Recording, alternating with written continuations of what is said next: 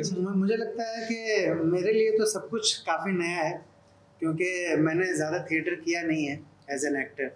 और मैं पत्रकार रहा करता था पहले, तो मैंने रिव्यूज़ बहुत लिखे हैं रंगमंच के ऊपर, पर खुद एक्टिंग नहीं की है।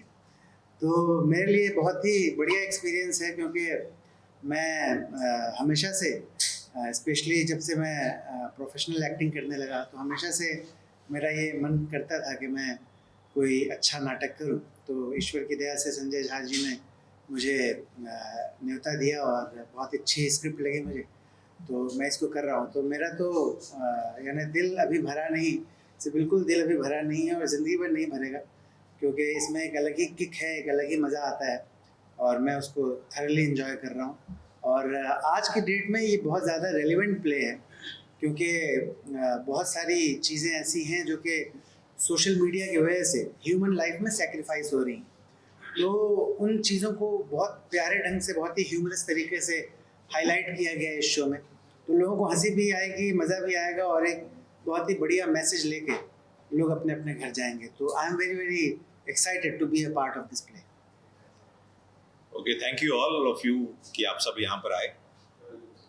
दिल अभी भरा नहीं नाटक मैं इससे पहले कुछ 3-4 प्लेस कर चुका हूँ और मेरी ये कोशिश होती है कि OTT टेलीविज़न फिल्म्स जो हम करते रहते हैं, इस बीच में जब भी मुझे 1.5-2 साल के बाद मौका मिले, 2-2.5 साल में, मैं एक नाटक ज़रूर करता हूँ, एक प्ले वापस करता हूँ, स्टेज पे वापस आने की कोशिश करता हूँ अगर मुझे कोई अच्छी स्क्रिप्ट, अच्छा प्ले मिले तो।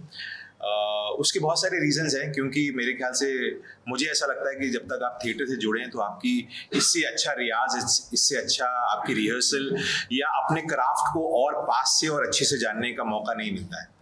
तो मैं ये हमेशा कहता हूँ कि यार जितनी भी मेरे टेलीविज़न या फिल्म्स के दोस्त हैं कि थिएटर करिया कीजिए, क्योंकि थिएटर करने से आपका जो ये जो कला है, जो हुनर है, इसमें निखार आती है और आप अपने आप को रीइन्वेंट करते हो। तो संजय भाई ने जब ये प्ले दिया हमें और ये हमने पढ़ा, और ये out and out comedy play है, जैसे इसे टाइटल भी कह रहा है, दिल अभी भरा नहीं, और हम इसको कहते हैं सीरियस कॉमेडी है, बहुत सीरियस कॉमेडी है। और जहाँ तक इस रोल और इस सब्जेक्ट के रेलेवेंस की बात है, मैं 100% इस सब्जेक्ट जो है हमारा, जो एक सोशल मीडिया या आप स्मार्टफोन्स जो आज हमारी ज़रूरत बन गई है, मतलब शायद ही इंसान अपना बटुआ घर पे भूल जाएगा लेकिन फ़ोन नहीं भूलता है। आजकल तो बटुआ भी फ़ोन में ही आ गया मेरे ख्याल से, सब उसी से पे वे करते हैं। तो इतना ज़रूरी हिस्सा हो गया है फ़ोन हमारी ज़िंदगी का। तो मुझे ये इसलिए बहुत रेलिवेंट लगता है क्योंकि मेरा बेटा है जो 9th-10th में पढ़ता है, और मैं ये सारी चीज़ें जो हम इस प्ले में मैं अभी बोलना नहीं चाहता कि क्या क्या है, लेकिन वो सारी चीज़ें मैं उसको फील कर सकता हूँ क्योंकि मैं उन्हें एक्सपीरियंस खुद कर रहा हूँ पिछले 2-4 सालों से। और वही नहीं, हमारी ही ज़िंदगी में भी किस तरह से इस फ़ोन ने टेक ओवर कर लिया है। और आई थिंक सबसे खूबसूरत रिश्ता आज की तारीख में हम जो निभा रहे हैं वो इसके साथ निभा रहे हैं। हम इसके साथ चीटिंग नहीं करते, 24 घंटे हमारे पास रहता है। तो बहुत रेलिवेंट प्ले है and I am very sure कि जो हमारे दर्शक इसे देखने आएंगे वो बहुत पसंद करेंगे। लाफ्टर भरपूर है और एक बहुत ही सुंदर, स्ट्रॉन्ग और रेलिवेंट आज का मैसेज इसमें हम लोग दे रहे हैं। और सोने पे सुहागा ये है कि हमारी कास्ट बहुत अच्छी है, great bunch of talent that we have over here and it's learning experience. आप हर किसी से सीखते हैं। इतना काम करने के बाद भी मैं बहुत से लोगों से यहाँ पे सीख रहा हूँ, क्योंकि सीखने का अंत नहीं होता। So I'm looking forward to create some beautiful memories with this bunch of good actors over here. And मैं बेसिकली इसलिए भी करता हूँ प्लेज आके कि मैं बहुत सारी अपनी यादें बनाऊँ किसी चीज़ के साथ। काम हम सब कर रहे हैं अपनी अपनी जगह पे, लेकिन जब आप नए लोगों को मिलते हैं, नई यादें बनाते हैं, वो आपके साथ बहुत सालों तक रहती है। सो यस, दिल अभी भरा नहीं, ना प्ले से, ना यहाँ के लोगों से, और ये भरेगा भी नहीं। आप सब प्लीज़ इस प्ले को देखिएगा, अपने पूरे परिवार के साथ आइए। क्लीन प्ले है और आई एम श्योर आप इंजॉय करोगे और रिलेट भी करोगे इस प्ले के सब्जेक्ट के साथ। Thank you.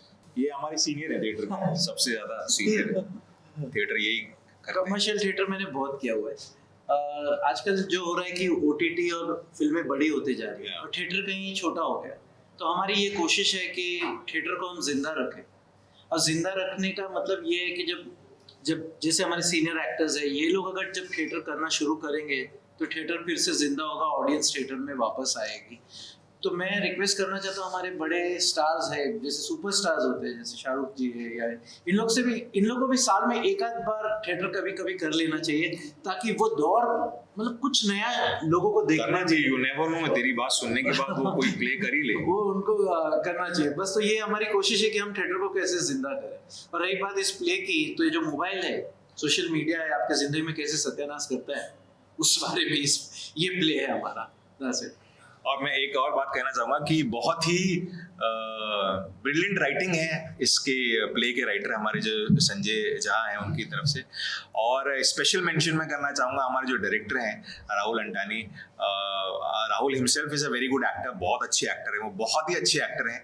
और मैं पहली बार उनके निर्देशन में काम कर रहा हूँ, क्योंकि वो मेरे दोस्त भी है, हमने साथ में स्टेज भी किया है। इससे पहले मैं एक स्टैंड अप कॉमेडी करता था जिसमें वो मेरे साथ काम करते थे, और इतनी ब्यूटीफुली उन्होंने डायरेक्ट किया है। और so big thanks to both of them, Rahul and Sanjay भाई, for giving us this opportunity. I think बहुत अच्छे से किया है, ऑल द बेस्ट। राहुल भाई का विजन क्या था मुझे तो पता नहीं, यही रहा होगा कि यार एक और प्ले मिल रहा है, काम करते रहे, पैसे आते रहेंगे, और क्या विजन होगा। नहीं, राहुल के बारे में मैं ये बहुत स्ट्रांगली और स्पष्ट शब्दों में कह सकता हूँ कि ये एक इंसान है जिसको मैं व्यक्तिगत तौर पे इतने अच्छे से जानता हूँ, जिसने अपनी लाइफ के पिछले 10-15 साल प्रोफेशनली इस क्राफ्ट को दिए हैं।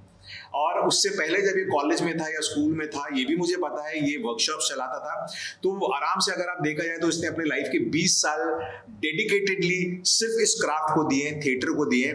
तो आई थिंक उसका विजन सिर्फ यही होगा कि वो अच्छी अच्छी कहानियां बोलना चाहता है और अच्छे तरीके से बोलना चाहता है। And I wish him all the best and I look forward. मैंने उसको ऑलरेडी पिच कर दिया, भाई अगला शो में भी I am there with you.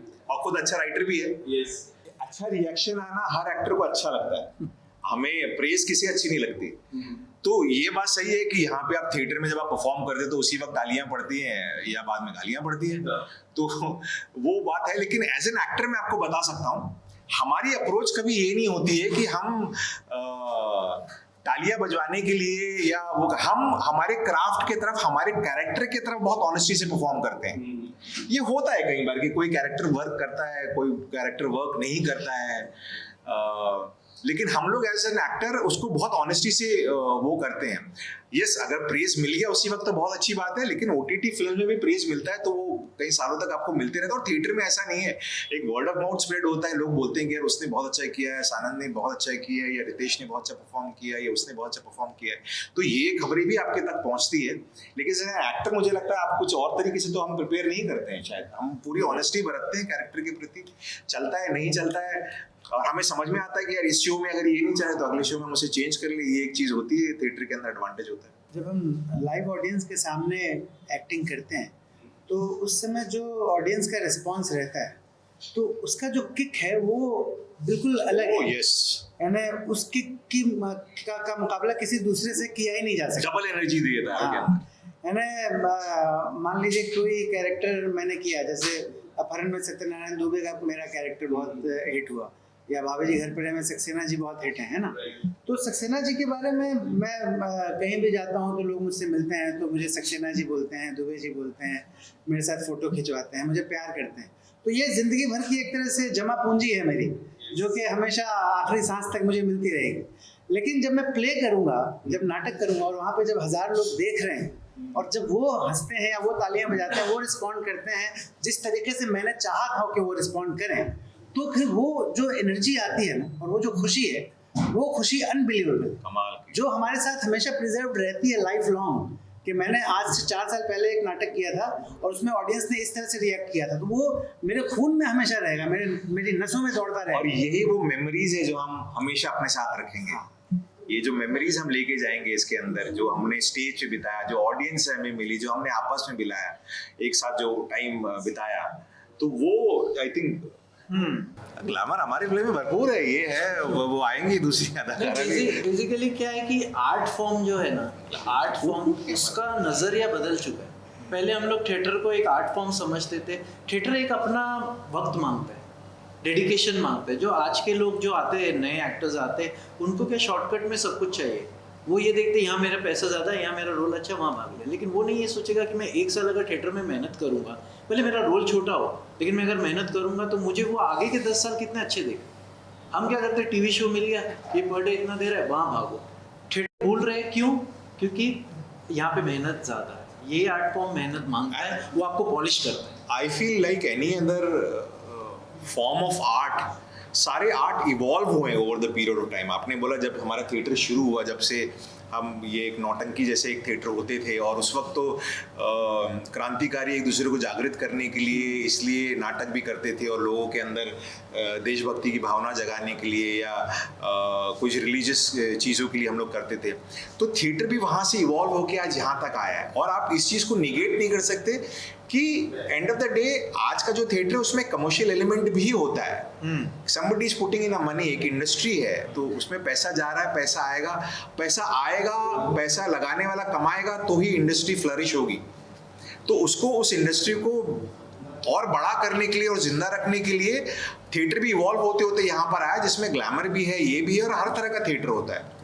Slapstick भी होता है, सीरियस प्लेस भी होते हैं, और रियलिस्टिक जोन के भी प्लेस होते हैं। तो हर तरह का थिएटर भी है, और कमाल की बात यह है कि हर तरह की ऑडियंस है हमारे पास देखने के लिए। आप अगर एक पृथ्वी में जाके प्ले देखिए जो बहुत ही एक किसी चीज़ के ऊपर या एक ज़िंदगी के बारे में कटाक्ष किया हो, उसको भी लोग जाके देखते हैं। कमर्शियल प्ले जैसे होता है, जैसे हमारा प्ले है जो आउट एंड आउट कॉमेडी है, जिसके अंदर एक स्ट्रॉन्ग मैसेज भी है और साफ है, मतलब उसमें कोई गंदगी नहीं है, उस तरह का प्लेस भी देखते हैं। एंड आई एम श्योर कुछ इस तरह की नौटंकियाँ भी होती है जहाँ के अंदर थोड़ा सा बिलो द बेल्ट वाली बातें होती हैं। स्टैंड अप कॉमेडीज़ जो होती हैं उसके अंदर बहुत थोड़ा सा फैमिली ऑडियंस के साथ आप नहीं देख सकते, लेकिन वो भी फ्लरिश हो रहा है। तो अपने आप में इंडस्ट्री है, थिएटर चल रहा है और इवॉल्व भी हुआ है। जहाँ पे से शुरू हुआ था यहाँ पर आया, because if you don't keep up with the time that is changing, तो फिर आप ऑडियंस लूज करोगे। और जैसा आप बोल रहे हो कि यूथ यहाँ पर नहीं आ रहा है, इतना नहीं आ रहा है, जब तक हम चेंज करते रहेंगे यूथ आता रहेगा। उनको वो थोड़ा बहुत दीजिए जो उनको चाहिए, और आपका मैसेज बोलने का तरीका आप चेंज करते रहिए, वो तो करना पड़ेगा। अगर आप अभी भी एंशिएंट तरीके से चलेंगे तो फिर मेरे ख्याल से ना काम करने वालों को मजा आएगा, ना देखने वालों को मजा आएगा। मैंने आज तक मुझे लगता है कम से कम 30-40 नाटक देखे होंगे दर्शक के रूप में, और मुझे याद नहीं है कि कभी भी कोई ऐसा नाटक मैंने देखा है जिसमें दर्शक नहीं थे। हमेशा हाउसफुल रहता है। तो यानी आज से 20 साल पहले भी और आज भी मुंबई में भी मैंने जो भी नाटक देखे हैं हाउसफुल ही रहता है। तो दर्शक हैं। और जहाँ तक यूथ की बात है, इसमें एक ये भी चीज़ है कि जब जो पहले का ज़माना था, जो पहले का आज से 15 साल 20 साल 25 साल पहले का जो वक्त था, उस समय यूट्यूब नहीं था, इंस्टाग्राम नहीं था, फेसबुक नहीं था, कोई चीज़, ये सब यूट्यूबर तो वर्ड ही नहीं हम जानते थे क्या होता है ना।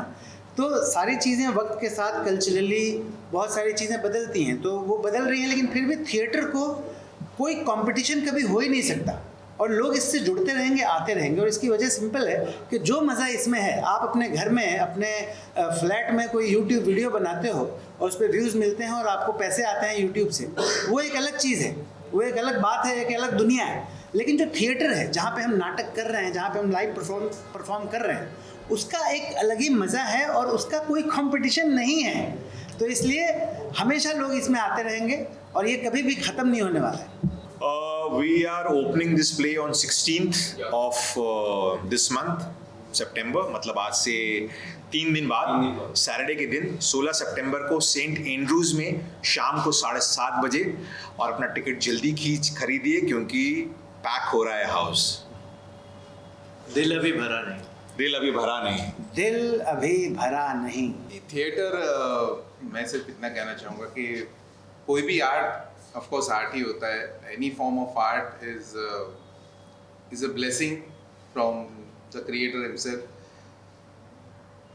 मैं थिएटर और OTT सिनेमा इन सब में फ़र्क सिर्फ इतना ही ये कहूँगा कि जब आप थिएटर देखने आते हैं तो you are watching the actual thing.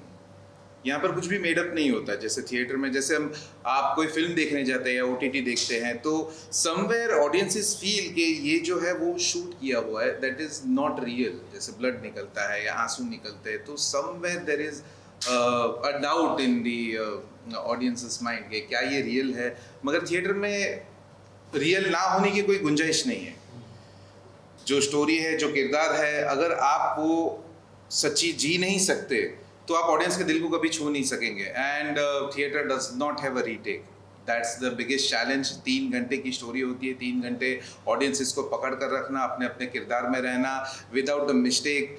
Theatre is also team work. अगर कोई एक इंसान गलती करता है तो वो गलती दुगनी तिगनी चौगुनी होती जाती है, क्योंकि उसके बाद आपकी लाइन के बाद दूसरे की लाइन होती है, उसके इमोशंस होते हैं, उसके रिएक्शंस होते हैं। अगर कोई एक भी छोटी सी गलती करता है तो it all falls flat. So ये जो होता है जिसे कहते हैं ना कि edge of the seat driving, वो जो मज़ा है वो सिर्फ थिएटर दे सकता है। पहली बात तो ये कि आई एम ब्लेस्ड कि हमारे नाटक में जितने भी एक्टर्स हैं सारे कहीं ना कहीं थिएटर से ही इवॉल्व होकर they have gone on to big screens.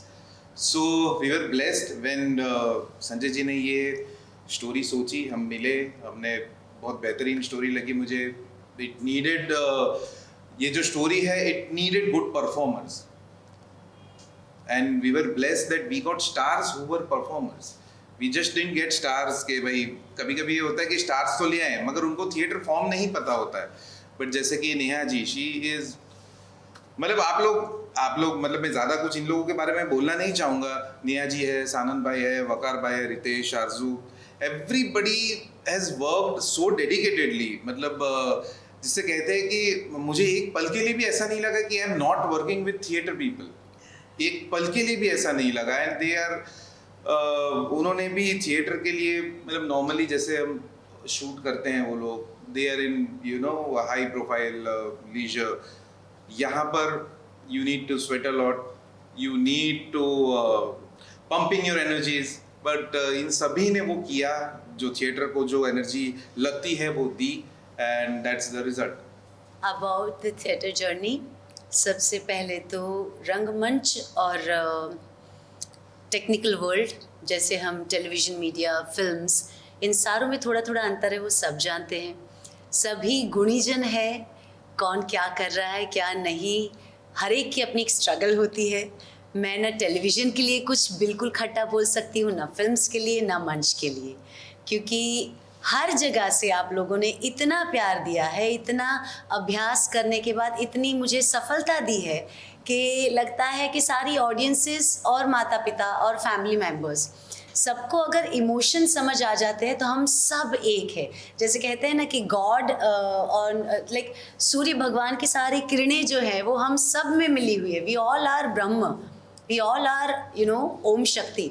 सो मुझे जितना प्यार आप लोगों ने दिया है ना, उन्होंने मुझे कभी इन सब चीज़ों में अंतर नहीं मानने दिया।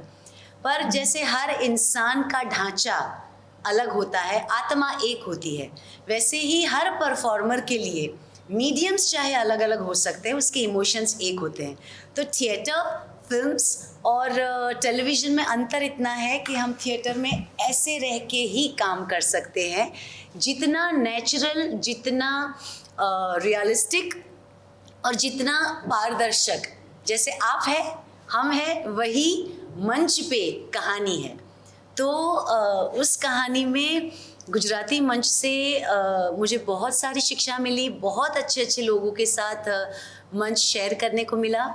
फिर टेलीविज़न ने मुझे आप सबके घरों तक, ड्राइंग रूम तक बड़े प्यार से आपके भोजन थाल में एक करेले का जूस रख के सबको एंटरटेन करने का मौका दिया। उसके बाद जब मुझे तय करने का वक्त आया कि अब आगे क्या, तो हमारे पिताजी ने कहा शून्य हो जाओ। तो आज के ज़माने में हम बोलते शून्य मतलब ज़ीरो लेवल, तो वो व्याख्या समझने मिली। शून्य हो जाओ मतलब ख़त्म हो जाओ, वो नहीं, शून्य हो जाओ, फिर से अपने आप को आकार दो। तो वह आकार एक कलाकार को मंच बहुत अच्छी तरह से दे सकता है। तो आ गए और मंजने के लिए, और पॉलिश होने के लिए, और खिलने के लिए। और मेरे किरदार में आपने मुझे पूछा तो वैदेही बस नाम ही काफ़ी है, उसका मॉडर्न अवतार मैं पेश कर रही हूँ इस मंच में। संजय झा जी ने बहुत खूबसूरती से साधारण तरीके से लिखा है, जो जैसे एटीएम ने एकदम साधारण तरीके से समझाया कि घरेलू उपचार से अपने पति का सेक्सी तरीके से ध्यान रख सकते हैं। So that was my victory, to be a housewife and win the battle.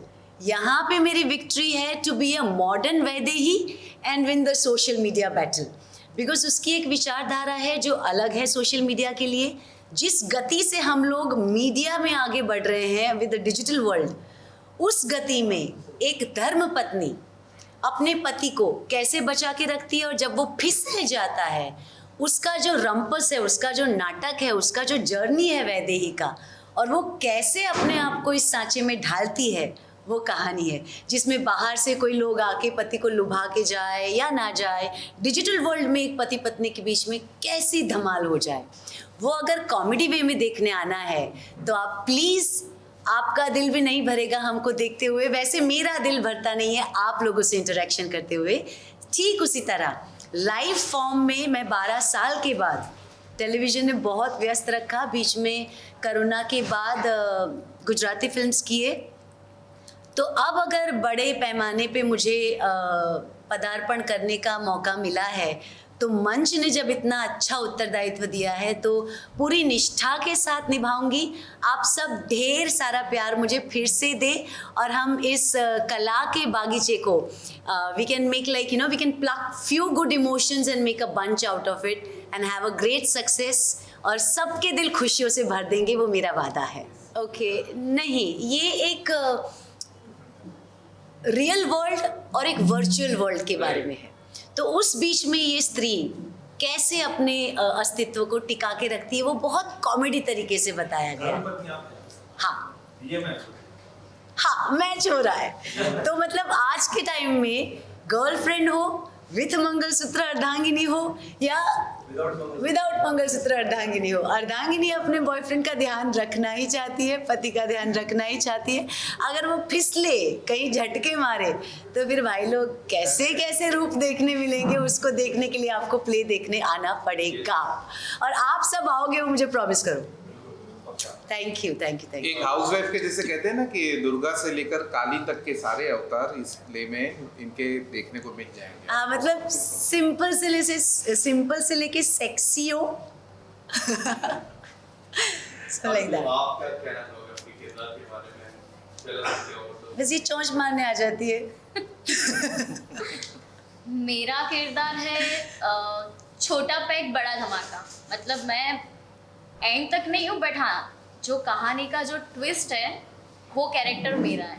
तो आपको और मेरे कैरेक्टर के बारे में जानना है तो आपको ये प्ले देखने आना पड़ेगा, वहाँ पे आप देखोगे कि मेरा क्या कैरेक्टर है। हाँ, तो यही आपकी एटीएम अलग स्वरूप से, अलग मिठाई, अलग फरसाण, अलग डाइट फूड बन के आई है, तो जिसका रूबरू, जैसे हम लोग आपको बहुत कम मिल पाते हैं और आप हमको बहुत कम देख पाते हैं, तो जिस को ये नया अवतार रूबरू होके देखना है वो मेरा प्ले देखने आए। और रहा डिजिटल वर्ल्ड का मामला, तो वो तो आगे होता ही रहेगा। As all my other senior actors said that this is a little demanding job. रंगमंच अपना समय ज़्यादा मांगता है, तो वो मैं उनको दूंगी, क्योंकि और मुझे निखर के आना है और आपके दिलों में जगह बनानी है। तो एटीएम था, है और रहेगा। जैसे एक बार शादी होने के बाद हस्बैंड था, है और रहेगा, चाहे रहो साथ में और अलग रहो, वैसे ही आपकी एटीएम थी, है और हमेशा रहेगी। और आपके दिलों में जो मेरा स्थान है वो कहीं से कम नहीं हो सकता। सो या it's a beautiful new journey. और हमेशा एक कलाकार को एक ट्रैकर या माउंटेनियर को कहोगे कि पहाड़ चढ़ने से क्या डर, मुश्किलें तो आती रहेगी। तो I am like that, I am a risk taker, I am a surprise giver, I love taking different parts of life, I love climbing different mountains, I love swimming different seas, so this is one of them. तो काफ़ी सारे emotional journey का ये एक पहलू है मेरा, जो मुझे लगता है इतना सुंदर तरीके से उसको जोड़ा गया है, क्योंकि आज के ज़माने में बहुत सारे लोग on a serious note therapy तक जा चुके हैं इस डिजिटल वर्ल्ड के कारण, फ़ोन के कारण, और बहुत सारे क्राइम लेवल तक के चीज़ें हो सकती है और हो रही है। इस बीच में अगर बहुत सिंपल तरीके से रूबरू होके अगर आपको इस प्रॉब्लम से कैसे निपटा जाए वो भी देखना है, तो आप दिल अभी भरा नहीं है वो नाटक मंच पे देखने आएंगे तो आपको एक सरप्राइज़ मिलेगा और आप कहेंगे वाह, क्या वर्थ दर्शन हो गए एक मैसेज के साथ। जैसे भगवान के मंदिर में लाइन लगती है, वैसे ही अगर थिएटर के माध्यम द्वारा आप समझना चाहते हैं, जहाँ पे एक्चुअली हाथ में कोई फ़ोन नहीं होंगे, जहाँ पे एक्चुअली स्क्रीन पे कुछ ढांसू चीज़ों से या प्रॉब्लम से आप मिल नहीं पाएंगे, पर शब्दों द्वारा, अभिनय द्वारा और हमारे मंच की कला द्वारा और बहुत सारी चीज़ें क्रिस्प होके समझ पाएंगे और अपने जीवन में आगे कैसे बढ़ना है इस डिजिटल वर्ल्ड के साथ, वो भी ज्ञान लेके जाएंगे। सो लैंग्वेज कभी बैरियर नहीं होता है। लैंग्वेज विभिन्नता होती है, विविधता होती है और उसकी एक ब्यूटी होती है। That is what I have understood, because हर भाषा में उनकी अनेक अनेक तड़पदी भाषा होती है। तो इन सब चीज़ों से बाहर आके कुछ कला दिखा जाए, वही तो है कलाकार। और जैसे जैसे आप थिएटर के माध्यम से मंचते जाओगे, चमकते जाओगे अपनी जर्नी को, क्योंकि कला की जर्नी काफ़ी दूसरी जर्नी से अलग होती है।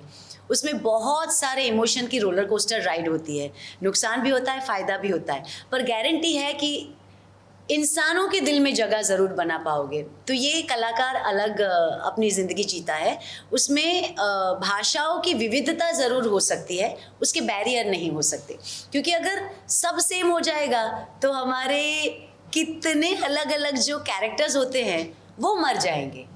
तो वो भाषा की विभिन्नता कला की सुंदरता है।